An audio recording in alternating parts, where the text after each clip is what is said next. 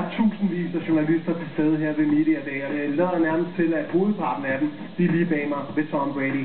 Sådan er det at være sportens største stjerne, men hvad er det egentlig, de gerne vil vide? What actor would play him in a movie if they were going to do a movie of his life? Whether or not he can come back and get revenge. All of my questions will be about Gisele. What she eats, what she dresses like, what she likes to listen to, those sort of things. Men et er at kende vinklen, noget andet er rent faktisk at trænge igennem med sit spørgsmål.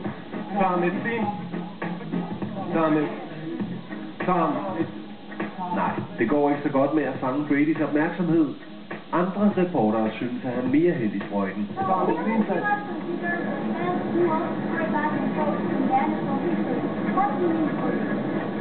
Måske skulle man bede om et godt råd. Everybody has a chance to make the question, only you need to be patient, and that's it. Okay så, vi prøver med lidt mere tålmodighed.